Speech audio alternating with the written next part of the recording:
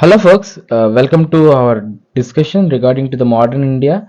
In this session, let us discuss about the advent of Europeans. Specifically, let us dig deep dive into the advent of the Portuguese into India. Before going into the lesson, let me have a brief about the topic, or let me have brief about the method that I chooses to take this topic forward. First thing is, I will make few questions regarding to the topic. These are the few questions which are important for understanding this topic. Soon after completing of this question, I will be shifting towards modern India's standard source. That is, we all know it's an open secret that every senior or every sir will recommend modern India by Spectrum. I will go to the Spectrum and I will read the lines which I have picked from the Spectrum, and I have made my own notes because I am reading this to have a trust within you that yes, these lines are taken from modern India Spectrum, and these classes are very much important to you, and I will be reading with you the lines soon after completion of that questions that I want to solve. Okay,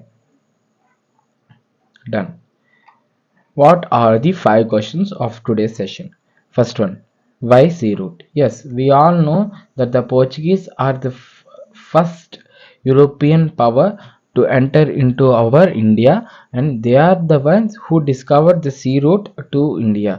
We all know the name which echoed when we say that who discovered the sea route to India, that is none other than Vasco da Gama. So we all know they are the one. Then we have to know why. What is the necessity of finding the sea route towards the India? Let's get into the topic. Okay, why sea route? We all a thing that I have to pretexted you before getting into that European trade with India does not start in 15th century. It is there. The trade between the Europe and India is there since 13th to 14th century. It was blocked in the between, and it was again continued in the 15th century soon after discovery of the sea route. In between 13th to 14th century, there was a prosperous trade between India and Europe. So they so one thing is clear, that trade with India is always there with Europe. But it was, as I said, it was blocked in between the century. What happened in the century? In this century, the catastrophe that happened in that century specifically is that the rise of Arabs and Safavids. If you're able to see the map that I displayed here, this is India and this is Europe. In between, there is a bridge of continents, bridge of countries which were under the control of Safavid empires. And here it's Ottoman Empire, where if any country wanted to cross the Ottoman Empire or Safavid Empire in this way, let me add a color to it. Yeah. If any country wanted to cross the Ottoman Empire through Safavid Empire to reach India, it has to pay hefty taxes.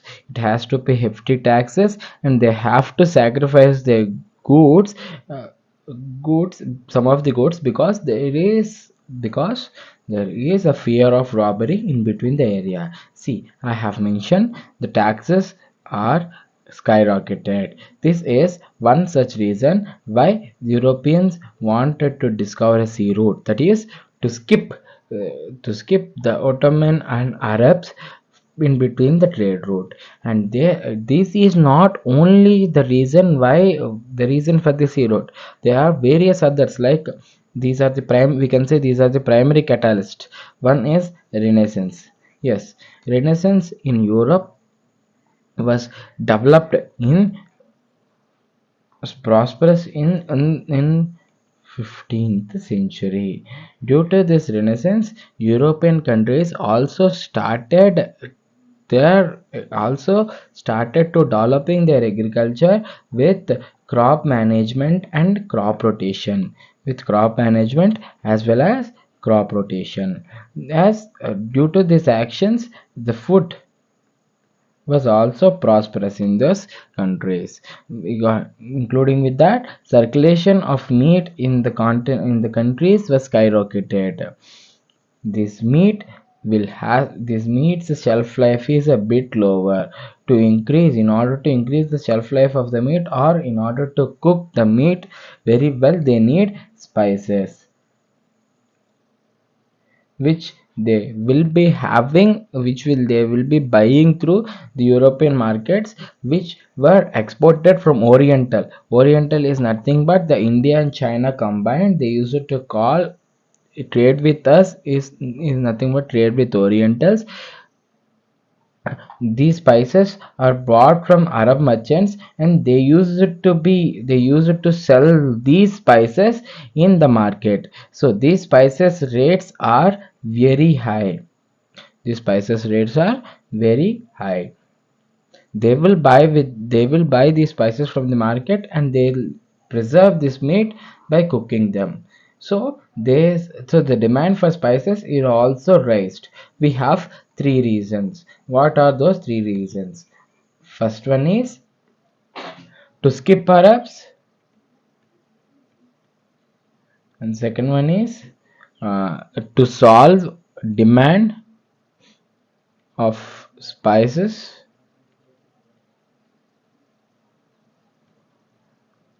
See, to skip Arabs. Second, to solve the demand of the spices that they are having. And the third one is the wantedness to explore new lands.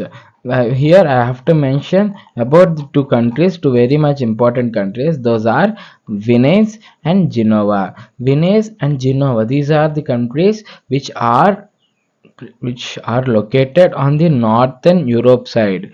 See, here we can see Venice, and this is Genova. These are very small territories. These are very small territories, such that they could also contribute in shipbuilding as well. But they are not ready to they are not ready to have a to have a rivalry with Arabs. So they lure various other countries like Portuguese and Spain with ships plus men to to to motivate them to have explorations. Adding to that, there is a king named as Henry in the Portuguese. His Due to his interest in the navigation or exploration, he was named as Henry the Navigator. On 1454, he was gifted with a bull by the Pope. So he was very much encouraged in in exploring new sea routes. So we have the third reason, that is wantedness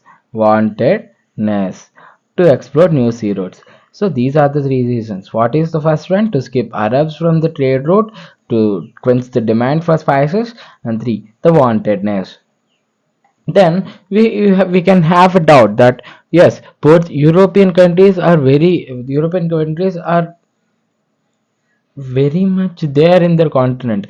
But why only Portuguese can able to find the sea route from their country to India? Yes, there is a reason for that. The reason is Columbus. Yes, Columbus was also on his voyage to find a sea route towards India on the year of 1492. He was in his voyage, and he sailed through the Atlantic Ocean, but unfortunately he reached Caribbean islands, and America. That is a popular story that we all knew about. But the thing that we have to know about that the momentum that Columbus had created due to his exploration. That is, Columbus discovering raised interest on the discovery of new lands among native European countries. They used to live in a myth that the world is comprising of a land which contains Europe, Asia, and Africa only. Nothing, they know nothing beyond these continents. But this man, Columbus would able to find a new territory on the towards the west, which raised interest. Including with that interest, this also leads to disputes among European countries, mainly among whom the zeal is strong to discover new lands. They are both Portuguese and Spain. So they came to a solution of separating countries by drawing an imaginary line. The imaginary line is known as Treaty of Tordesillas, which had been happened on 1494. On 1494, Treaty of Tordesillas had happened, where the line was drawn on the middle of the Atlantic Ocean to separate the countries or the new lands. East of the Tordesillas belongs to east of the Tordesillas belongs to Portugal, and west of the Tordesillas belongs to Spain, where interestingly this line passes through the Brazil. This line passes through the Brazil. Okay, you have to note the point. Okay, so Portuguese can only be able to discover the sea route to Orientals or India. So the second question is also solved. First question, why the sea route is needed for the Europeans? We have three reasons: one, two, three. First one, to skip Arab; second one, to quench the demand; third one is the wantedness. And for the second solution, for the second question, that is why only Portuguese was able to sail towards India. That for that we have a reason, that is Treaty of Tordesillas, that which is nothing but a line going across the Atlantic Ocean. So the third question, how do they reach? Yes, Bartholomew Diaz, who was also an explorer and a sailor, who take his voyage and explored explored and discovered Cape of Storms on 1498. This Cape of Storms was renamed as Cape of Good Hope by John II, as this this cape has raised a hope of discovering new lands to establish Christianity on it. Now, Cape of Good Hope became a new spot for Portuguese. On 1497, Vasco da Gama started his expedition with voyages which reached the Cape of Good Hope on 1498.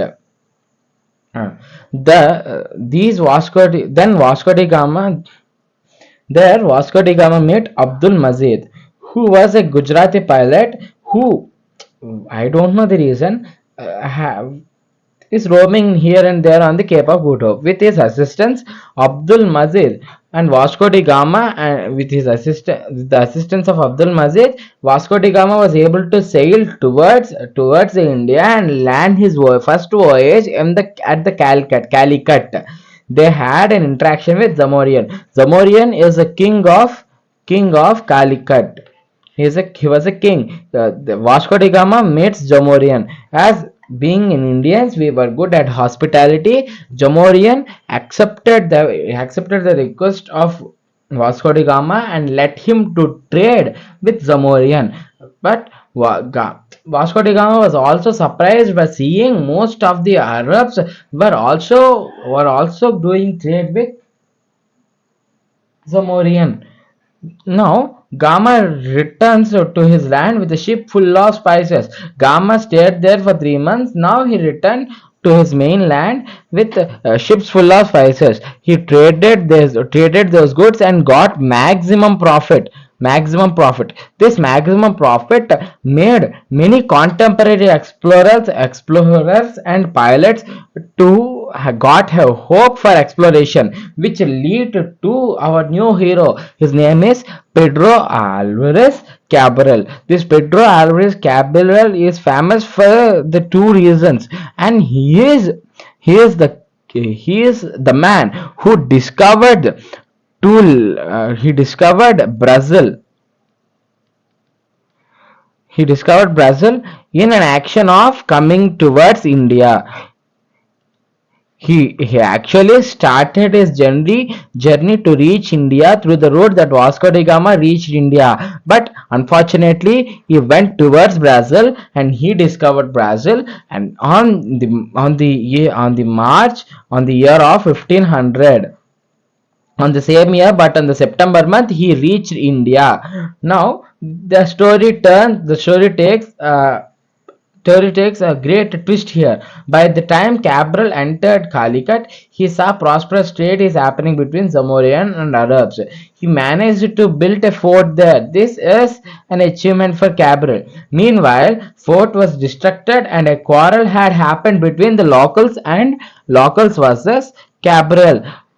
Cabral was furious and he started burning all the ships that are resting on the port of Calicut, which raised the bar of the arguments or the quarrel that led Cabral to be out from the Calicut and reached Cochin and Cananore. He was able to have good relationship with both Cochin and Cananore. Now the re-entry of Vasco da Gama happens.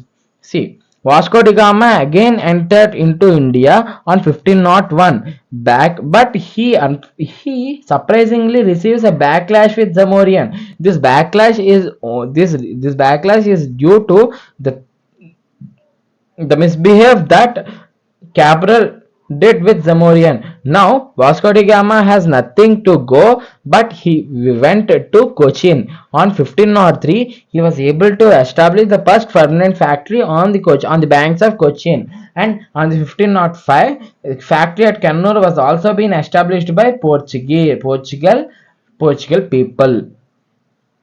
So this is the story of the Portuguese reaching India. We have discussed about Cabral, we have discussed about Vasco da Gama, and we have discussed about the first fort that the first factory, we can say first factory, that is Cochin, and 1505 Cananore. Now our India wants to know question: the establishment of governors and their impact in our Indian subcontinent. Portuguese wanted to monopolize their trade with India, but their main villains are Arabs. So Portuguese wanted to derail or de-link the relations between Arabs and India. For that, they need an authorized person to take care the official. So they need a person to take care about the officials happenings of Portuguese. For that, they choose Francis de Almeida. He was a governor who reached India on the year of 1505. On the same year, Cananore fort was established. Portuguese. See, this was the thing that I have already discussed. He came to India with an aim to de-link trade relations between India and as well as Arab. Now, due to his action, there is a rivalry that ignited with fellow European countries and Arabs. As Portuguese dominated the trade route and they dominated the trade of spices with India. The countries which we have discussed above, they are Venice and Genova, got furious because they are creating their own market, and because of the fear of failure, they wanted to destruct the trade between Portuguese and India. So for that, they had collaborated with Mamluks of Arabs and Gujarat Kingdom to raise a war against Portuguese. The war is nothing but the Battle of Chaul. The Battle of Chaul. It was happened on 1508. Battle of Chaul took place, which ended up by killing Lawrence de Almeida. Lawrence de Almeida was the son of Francis de Almeida. So Francis de Almeida's son was killed by the Mumlik army, and we can say the Gujarat army, which was collaborated with Venice army. Now the son's death has to be avenged. So Almeida take it to the personal score, and he had participated in a battle, that is Battle of Diu. Now, in the Battle of Diu, he avenged his son's death on 1509. Now, let us discuss about the contribution of Almeida. Carthage system, or we can say its blue water policy, was the policy introduced by Almeida. What is this blue water policy? The main aim of the blue water policy is to control Asian waters and wanted to erect forts on the coast of the Asian land.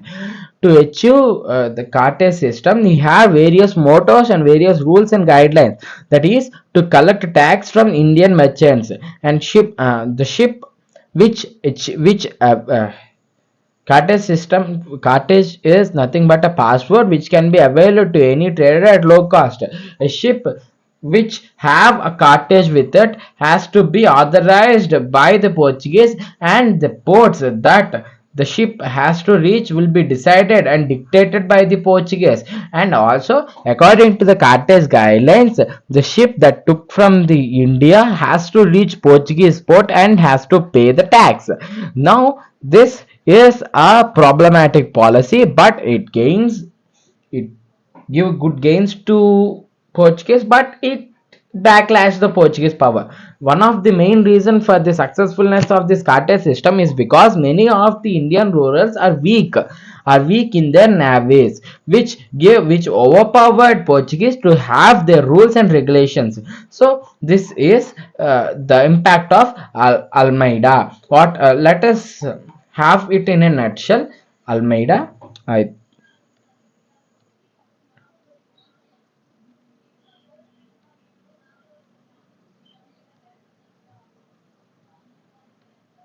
you have Almeida.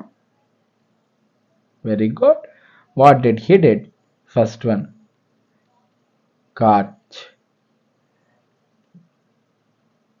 Chaul, Diu. He fought with Battle of Chaul, Battle of Diu, and Cartel system as well.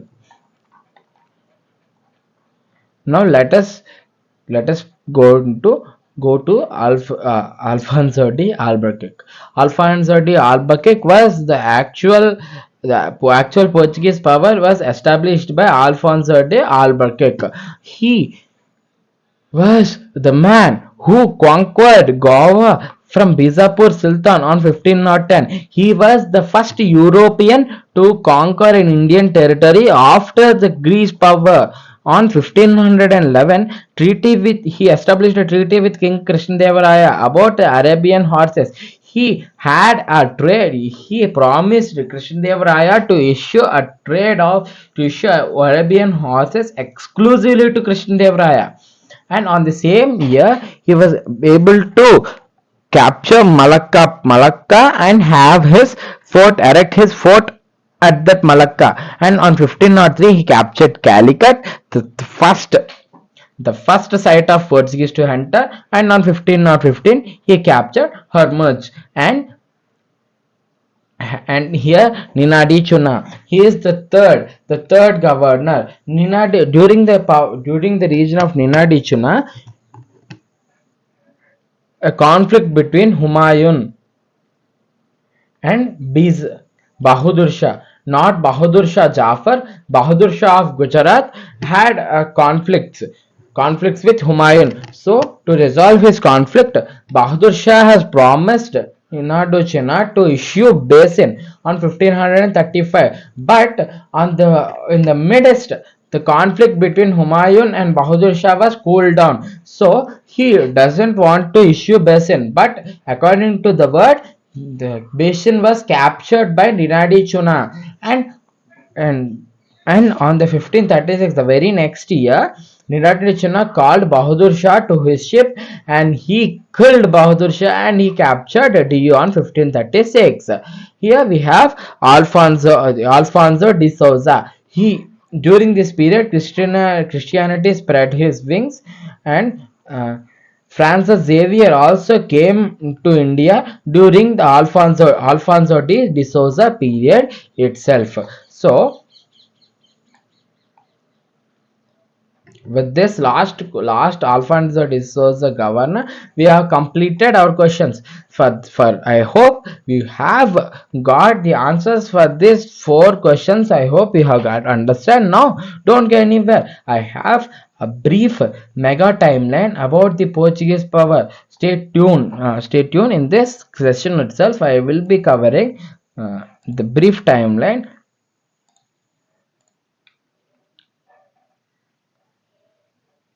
See, let's start it with year by year.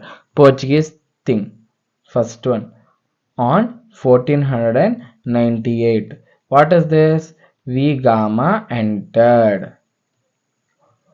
On 1500, we have Cabral. On 1501, re-entry of Gama. On 1503, we have a port at Cochin. On 15 not sorry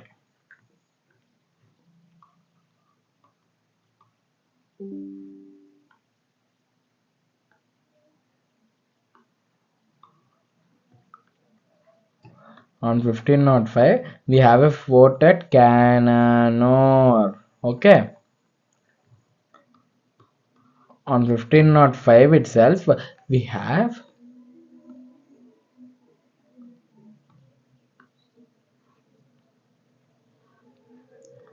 on 1505 itself we have Almeida.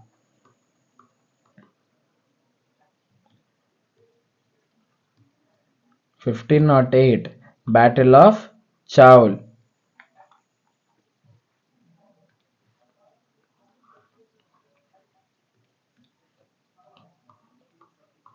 On 1509 we have Battle of Diu. On 1510 we got they have Goa. I'm not from Portuguese, sorry for that. 1511 we have Malacca. On 1512 we have in 1513 we have Calicut. 1513 next. On 1515 we have Hormuz.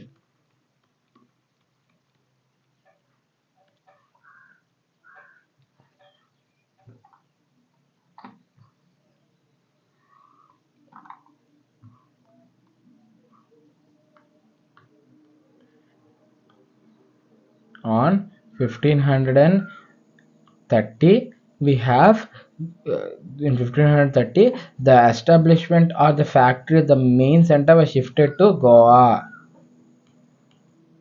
On 1534 in 1535 Portuguese have basin.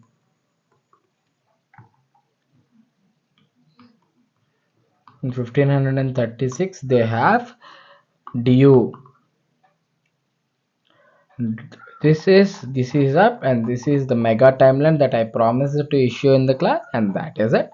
So thanks for listening to the class. This is your Siddharth Verma signing off.